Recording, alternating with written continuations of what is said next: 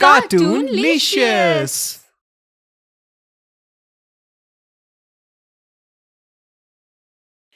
कहो अंशिका, तुमने इस वक्त कॉल कैसे किया? सर आप तो जानते ही हैं मैं साइंस में थोड़ी वीक हूँ, तो मैं आपसे स्कूल के अलावा घर पर भी ट्यूशन लेना चाहती हूँ। पैसे की चिंता आप मत कीजिएगा। ओके, डोंट वरी, मैं कल शाम को तुम्हें ट्यूशन देने तुम्हारे घर आ जाऊंगा। ओफो, अब खाने के समय तो आप फोन रख दीजिए। जब देखो तब फोन पर ही बिजी रहते हो। हाँ हाँ, बस रख रहा हूँ। अच्छा अंशिका, मैं तुमसे बाद में बात करता हूँ। अरे बड़े घर की लड़की है, मेरी स्टूडेंट है, कह रही है रोज शाम को घर पर ट्यूशन देने आ जाओ। ओह अच्छा अच्छा। अविनाश जल्दी से खाना खाता है और झट से छत पर जाकर आंशिका को फोन करता है। अब क्यों कॉल किया? तब तो बड़े बिजी थे अपनी उस पत्नी के साथ खाना खाने में। आप जानते हो ना सर, जब तक मैं आपसे बात ना कर लूं मुझे नींद नहीं आती। आई नो डार्लिंग, मैंने जो भी बोला तुम उस बात का बुरा मत मानना। अच्छा, अब गुस्सा छोड़ो और अपना मूड ठीक करो। मूड तो मेरा तब ठीक होगा जब आप कल ट्यूशन के बहाने मेरे साथ घूमने चलोगे। मैं आपको पिक कर लूंगी, आप रेडी रहिएगा। Okay darling. अगले दिन अविनाश क्लास में आता है तो आंशिका उसे ही देख रही होती है। दोनों एक दूसरे को देखकर मुस्कुराते हैं, फिर कभी किताब देने के बहाने तो कभी पानी की बोतल के बहाने दोनों एक दूसरे को छूने का मौका ढूंढते रहते हैं। वाओ मेरे हैंडसम हीरो, कितने हैंडसम लग रहे हो। शाम का वादा याद है ना?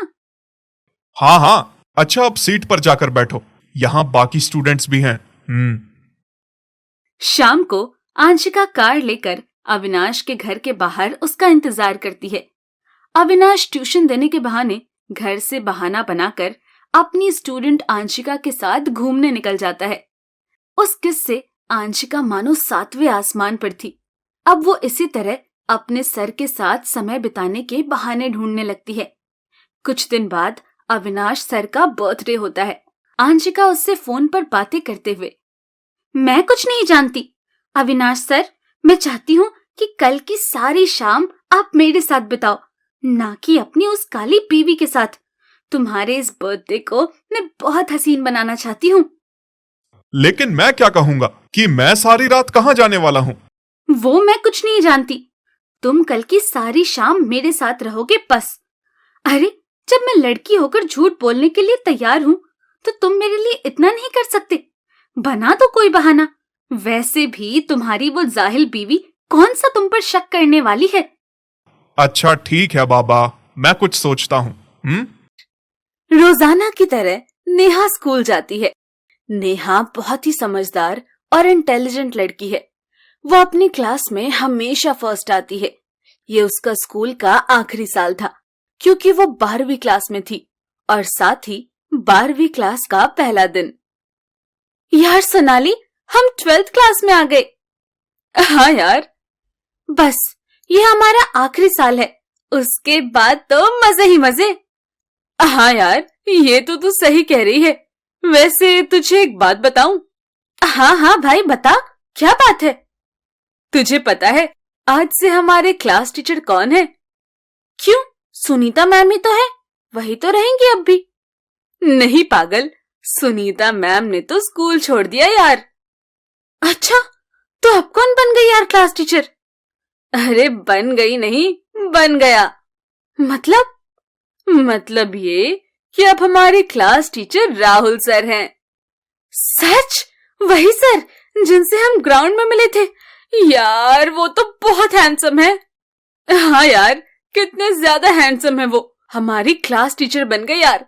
अब तो रोज देखने को मिलेगा उनका क्यूट सा फेस। हाय, मैं तो पढ़ ही नहीं पाऊंगी। अब पूरा दिन क्लास में उन्हीं को देखती रहूंगी मैं तो। वो दोनों राहुल सर की बात कर ही रही थी कि तभी वो क्लास में आ जाते हैं और सभी बच्चे खड़े होके उन्हें गुड मॉर्निंग विश करते हैं। पर राहुल सर जैसे ही सबको बैठने के लिए कहते हैं तो सब बैठ जाते हैं, लेकिन नेहा तो उन्हें देखते ही उनके ख्यालों में खो जाती है और वो खड़ी ही रहती है। सिट डाउन बेटा। लेकिन नेहा उनकी बात सुनती ही नहीं। बस राहुल सर को देखती ही रहती है और ये देख क्लास के सभी बच्चे हंसने लगते हैं। तभी सोनाली नेहा का हाथ पकड़ के खींचती है। नेहा, बस यार, अब बैठ भी जा, क्यों मजाक बनवा रही है अपना सबके सामने। ओ सॉरी सर, सॉरी। नेहा नीचे बैठ जाती है। तभी राहुल सर सबकी अटेंडेंस लेते हैं। जैसे ही वो नेहा का नाम लेते हैं, वो फिर से कुछ जवाब नहीं देती, चुपचाप बैठ के राहुल सर को देखती रहती है। लेकिन राहुल ये सब नजरअंदाज कर देता है और नेहा से कहता है, Neha, this is your classroom, तो तुम यहाँ क्लास में ध्यान दो, अपने घर जाकर सोना, यहाँ नहीं। सॉरी सर, दोबारा नहीं होगा। राहुल उन्हें पढ़ाने लगता है। ऐसे ही आज की क्लास खत्म होती है और नेहा और सोनाली स्कूल से घर जा रही होती है। तभी सोनाली नेहा से कहती है, यार नेहा, ये क्या हो गया है तुझे? यार, तूने पहले दिन ही राहुल सर के सामने अपनी इमेज खराब कर ली। यार सोनाली, पता नहीं मुझे एकदम क्या हो गया था, उन्हें देखकर मैं पता नहीं खो गई। मुझे तो कुछ समझ ही नहीं आया यार, इतना स्मार्ट कोई कैसे हो सकता है यार। चल कोई नहीं, कल से क्लास में फोकस रखियो, खोइयो नहीं। दोनों अपने अपने घर चली जाती है। नेहा घर जाके भी राहुल सर के बारे में सोचती है और उधर राहुल भी सोचता है, ये नेहा मुझे क्लास में ऐसे क्यों देख रही है?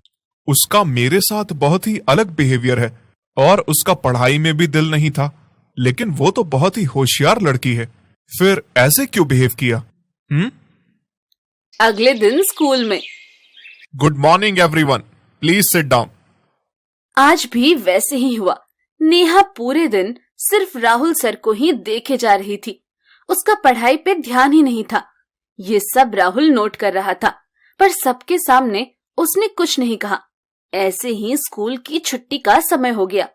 सभी स्टूडेंट क्लास से बाहर चले गए। फिर सोनाली भी नेहा का हाथ खींचते हुए बाहर ले जाने लगी, पर नेहा बस राहुल को देखे जा रही थी। तभी राहुल कहता है, सोनाली, आप जाओ और नेहा, तुम यहाँ रुको। सोनाली बाहर चली जाती है। राहुल नेहा को अपने पास बुलाता है। नेहा, क्या हुआ तुम्हें? तुम पढ़ाई पर ध्यान क्यों नहीं दे रही हो? मैं तुम्हें 2 दिन से देख रहा हूँ। मैंने तो सुना था कि तुम बहुत ही पढ़ाकू लड़की हो, लेकिन जिस तरह की हरकत है तुम्हारी, इसे देखकर तो बिल्कुल नहीं लग रहा कि तुम स्कूल में टॉप करती हो। सॉरी सर, पर पता नहीं, मैं जब भी आपको देखती हूँ तो पता नहीं क्यों किसी चीज में ध्यान ही नहीं दे पाती। नेहा, तुम्हें अपनी पढ़ाई पे ध्यान देना होगा बच्चे। राहुल सर, मैं बच्ची नहीं रही। आप पता नहीं क्यों नहीं समझ रहे हो कि मैं आपको पसंद करने लगी हूँ। आप मुझे बहुत अच्छे लगते हो और मैं अपनी पढ़ाई नहीं भूली। राहुल सर, बस मैं आपको देखकर खो जाती हूँ। ऐसा लगता है कि आप मुझे अपनी तरफ खींच रहे हैं। ये तुम क्या कर रही हो नेहा? तुम्हें पता भी है? हाँ सर, मुझे सब पता है। मुझे आपसे प्यार हो गया है। अब आप मेरे प्यार को एक्सेप्ट कर लो प्लीज। मैं हमारे बारे में किसी को नहीं बताऊंगी। नेहा, तुम बहुत प्यारी हो, लेकिन समझो, ऐसा नहीं हो सकता। अगर किसी को भनक भी लगी तो मुझे और तुम्हें स्कूल से निकाल दिया जाएगा। राहुल सर, ट्रस्ट मी, मैं किसी को भी पता नहीं लगने दूंगी। प्लीज राहुल सर, मुझे आपसे बहुत प्यार हो गया है। I love you sir. ये सब सुन राहुल का दिल भी पिघल जाता है और उसे भी नेहा के लिए वही फील होने लगता है जैसा कि वो राहुल के लिए फील करती है। राहुल भी उसे आई लव यू टू बोलकर गले से लगा लेता है। हेलो दोस्तों, कैसे हैं आप सब? हमारी कहानियाँ देखने के लिए हमारे चैनल को सब्सक्राइब कीजिए